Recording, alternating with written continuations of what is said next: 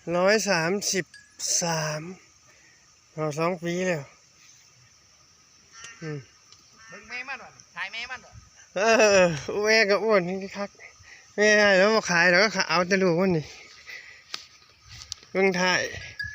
กำลังสิอ้วน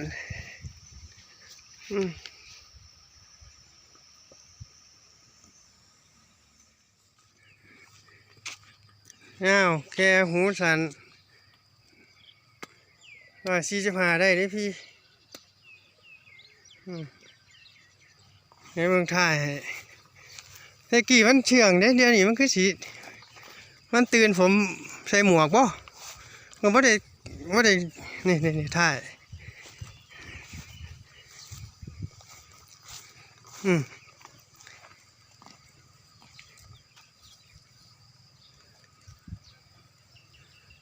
นี่ละ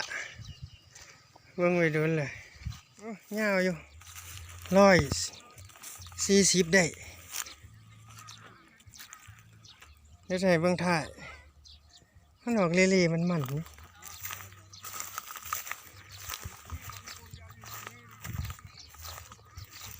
ถ่ายรีบๆเนี่ย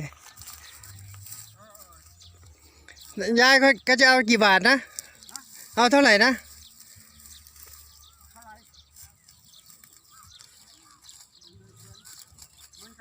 โอ้เงาอยู่เลยพี่หนาอยู่น้ำไตกันต่อจากนม137-138ลูกแรกงัว100เลี้ยงนะครับนี่100เลี้ยงได้เลยขอเท้าดีโอ้หางกันเงาอยู่นี่จอแห้งแม่คนลูกผูนั่นให้เบิ่งลูกผูนั่นแหละลูกผูนักเรียนครับ5-6 เดือนป่ะนี่5 เดือนกว่าเลยโอ้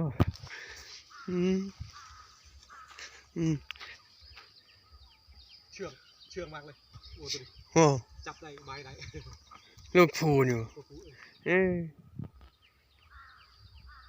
เท่าไหร่ก็รถได้จักบาท10,000นี่มองสีได้กันเลยนี่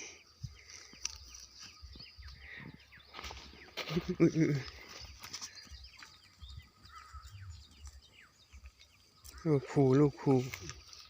กินหญ้าดีได้ล่ะว่าพ่อใหญ่อยู่บ้านนี่แหละสูง135อยู่พันแท้ขึ้นคู่หนึ่ง2 ปีได้บ่8,000 9,000ผมบ่ซื้อดอกให้อ้ายมาเบิ่งเอาปากหูดำปากดำเป็นก้อยนางบางแตกอะหัวไตมื่นแหละ8,000กับพ่อรุ่นอยู่หาใช้11,95ไปฉันเบิ่งให้อ้ายมาเบิ่งเอามันแห่งจอยอันโน้นมีหญ้าเบิ่งดากหัวมันขาวใหญ่อยู่แต่มันแห่งนั่นแหละถ่ายย่อโอ้ยยืนเที่ยงดีครับเป็นง่อยไปเลยก็คือโยกให้ก็ตัวของเจ้าตาก145ตัวนี้เยอะเฮ้ยกันโดนเจ้าโคมาเลยว่ากันโดนจะโคมานี่เข้าไปได้แต่คนหายแห้งเนาะตาเงินหลายแล้วมันบุกัดตอนเข้ามานี่กัดออกปีนั้นบ่เป็นเรื่องแล้วไอ้นั่นไปเมื่อเสียงดี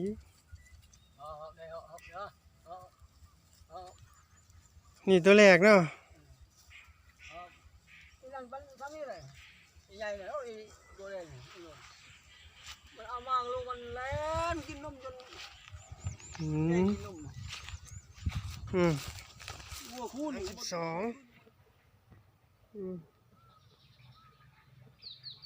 ตัวนี้เสียงดี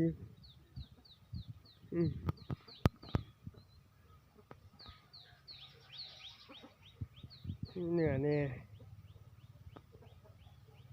ใช่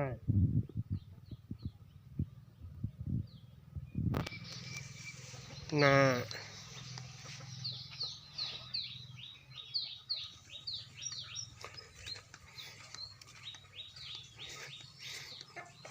ตัวนี้135ต้น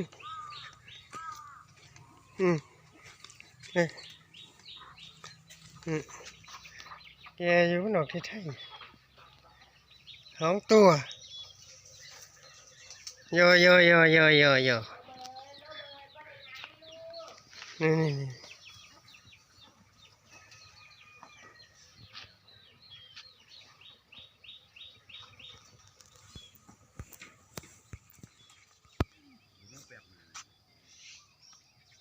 145คู่ใช่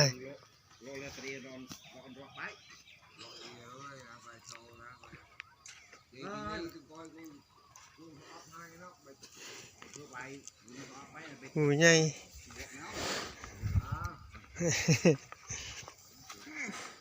นี่อีก2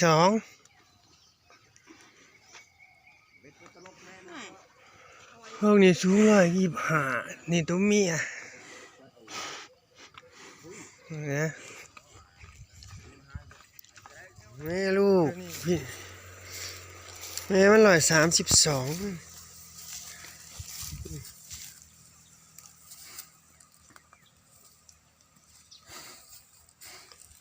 ลูกนี่สมโตหรือสมหลอดก็ลูกเพื่อนนี่สมโตหรือสมหลอดแม่นบ่โอ้ลูกมันตันจูรูเลยถ่ายกันใหญ่ดีเดี๋ยวให้เบิ่งถ่ายแม่มันย่อ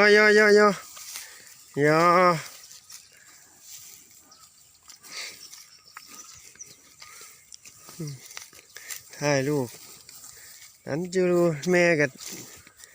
ถ่ายมีเหนื่อยอยู่เฮ้ยล่ะห่วยนี่พอดี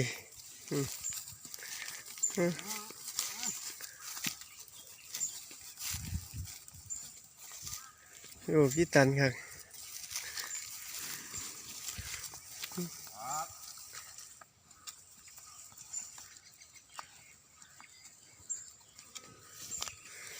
ท่านเห็นถ่ายอยู่